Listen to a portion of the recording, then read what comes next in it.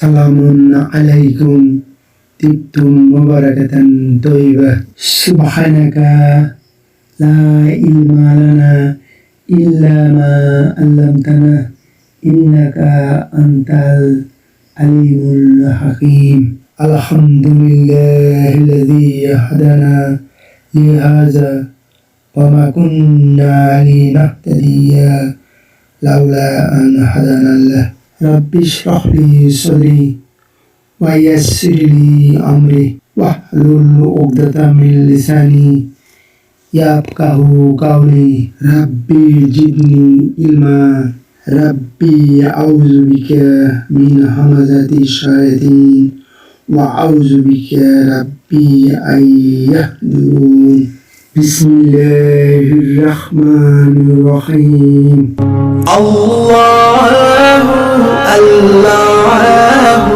প্রিয় মুহতারাম, আজ আমাদের আরবি গ্রামারের ফেল বিষয়ক দ্বিতীয় ক্লাস। আজকে ফেল ভালোভাবে বোঝার জন্য কতকগুলো বিষয় আমাদের জানা প্রয়োজন, সেগুলোই আমরা দেখব একটি একটি করে। কর্ম থাকা না থাকা এর উপর ভিত্তি করে ফেল দুই প্রকার। এক নম্বর দেখুন মুতাআদ্দি, অর্থাৎ ট্রানজিটিভ ভার্ব বা সকর্মক ক্রিয়া। দুই নম্বর লাজিম, অর্থাৎ ইনট্রানজিটিভ ভার্ব বা অকর্মক ক্রিয়া।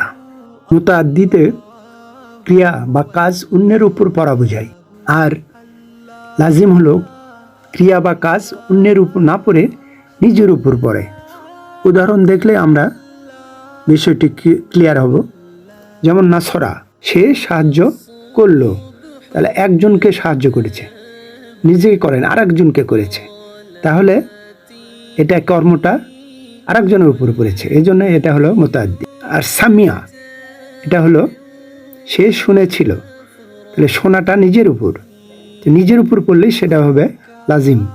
তারপর দরাবা, সে আঘাত করলো, সে আরেকজনকে আঘাত করেছে, সেই কাজটা আরেকজনের উপর পতিত হয়েছে। কারুমা, সে সম্মানিত হলো, কাজটা তার নিজের উপর পড়লো, এই জন্য এটা হলো লাজিম। আর কাজটা অন্যের উপর পড়লে সেটা হবে মুতাআদ্দি। সহজ বিষয়। তোমরা হাসারা, সে সমবেত করলো, একজন দুইজন যাই হোক সমবেত করেছে, তাহলে ক্রিয়াটা আরেকজনের উপর পড়ছে। সবারা, ধৈর্য ধরলো, সে ধৈর্য ধরলো, তাহলে এখানে ধৈর্য নিজে ধরলো, ক্রিয়াটা নিজের উপর পড়লো। ফাতারা, সে সৃষ্টি করেছে, তাহলে সৃষ্টিটা একজনের উপর পড়লো।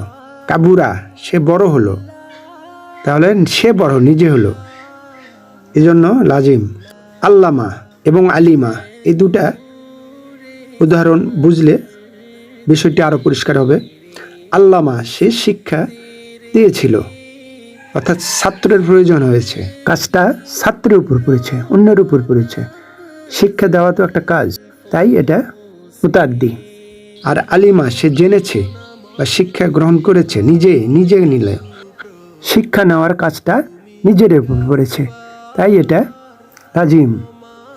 আর একটি বিষয় আমাদের জানা থাকা প্রয়োজন, সেটা হলো আরবি ভাষায় দুর্বল বর্ণ বা উইক লেটার, বা আরবিতে বলে ইল্লত হরফ, হলো তিনটি।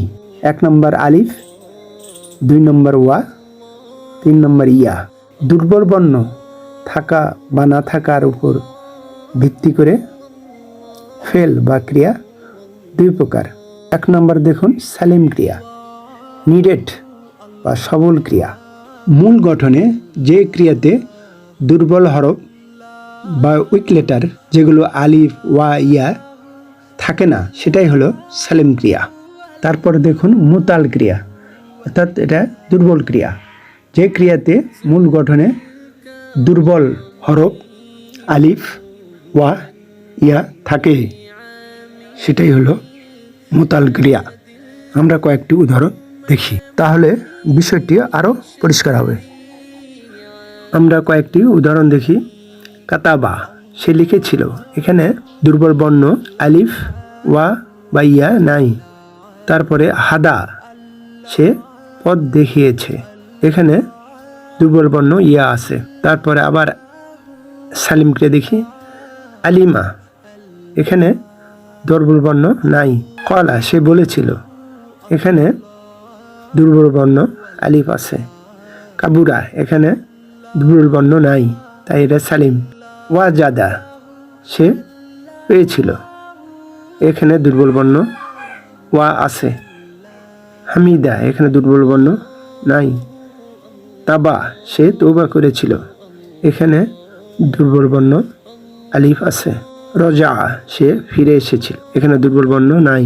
ওয়াকা, সে রক্ষা করেছিল, এখানে দুর্বল বর্ণ দুটা আছে। কোনো ফেলে দুটা দুর্বল বর্ণ থাকলে সেটাকে আরবি ভাষায় লাফিফ ক্রিয়া বলে। যে সবল ক্রিয়া বা নিরেট ক্রিয়ায় ওয়া ও ইয়া থাকে না, সেটা আবার 3 ভাগে ভাগ করা হয়েছে। 1 নম্বর দেখুন সালিম, যেটা আমরা আগে 2-3টা স্লাইডে পড়লাম। 2 নম্বর মাহমুজ ক্রিয়া, যেসব ফেলে হামজা থাকে সেটাই হলো মাহমুজ ক্রিয়া। যেমন দেখুন আকালা, সাআলা, কারা, কালা, শেষেরটি কি মাহমুজ ক্রিয়া? না, এটা হবে না, কারণ কাফের পরে যে হরফ এসেছে সেটা হামজা নয়, এটা আলিফ। আলিফ থাকলে তো এটা মোতাল ক্রিয়া হয়ে যায়, তখন সেটা মাহমুজ ক্রিয়া হয় না।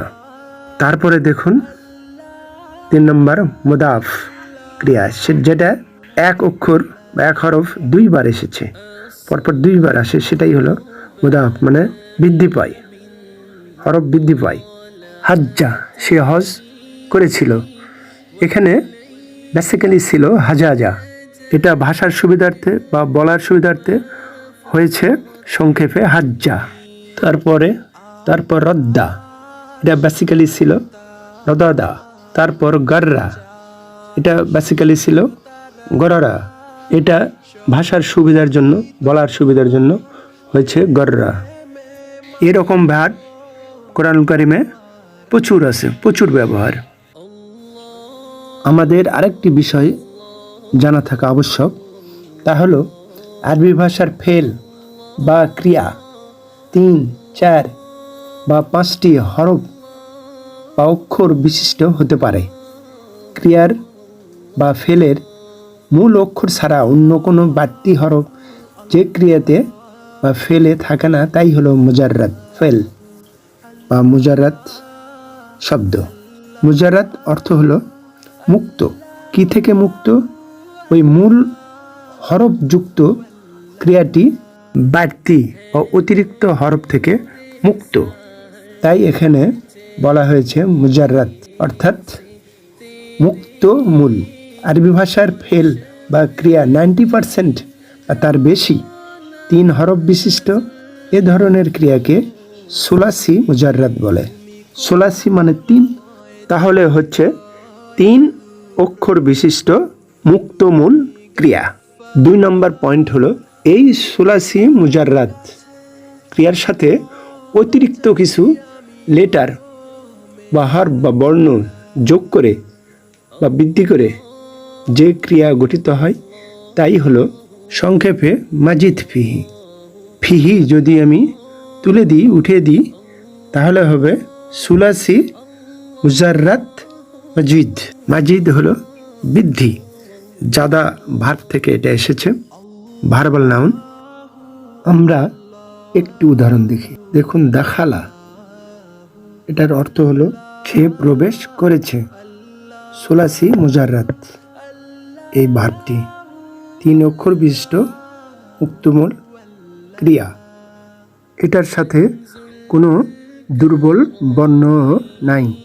এটাকে যখন আমরা একটি বর্ণ যোগ করব তখন কি হয় দেখা যাক। এখানে দেখুন দাল, খ, লাম মূল অক্ষরের সাথে যে ফেল হয়েছে তার সাথে একটা হামজা যোগ হয়েছে, তাহলে তার অর্থ হয়ে গেছে ভিন্ন, সে প্রবেশ করিয়েছে। আগেরটা ছিল সে প্রবেশ করেছে, আর এটা হলো সে প্রবেশ করিয়েছে। আগেরটা হলো লাজিম আর এটা হলো মুতাআদ্দি। একই সাথে এটা সোলাসি মাজিদ ফি, 3 অক্ষর বিশিষ্ট যুক্তমূল ক্রিয়া।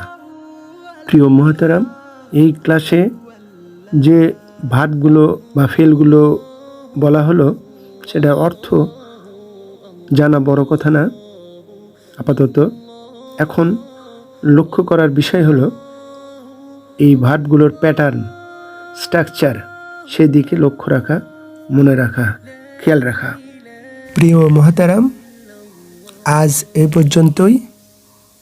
ওমা তৌফিকি ইল্লা বিল্লাহ, আলাইহি তাওয়াক্কালতু ওয়া ইলাইহি উনীব। এই চ্যানেলটি ভালো লাগলে প্লিজ একটি লাইক দিন, সাবস্ক্রাইব আইকনটিতে প্রেস করুন, পাশের অল আইকনটিতে ক্লিক করুন। মাশা আল্লাহ, লা কুওয়াতা ইল্লা বিল্লাহ। আসসালামু আলাইকুম ওয়া রাহমাতুল্লাহ। আল্লাহ হাফিজ।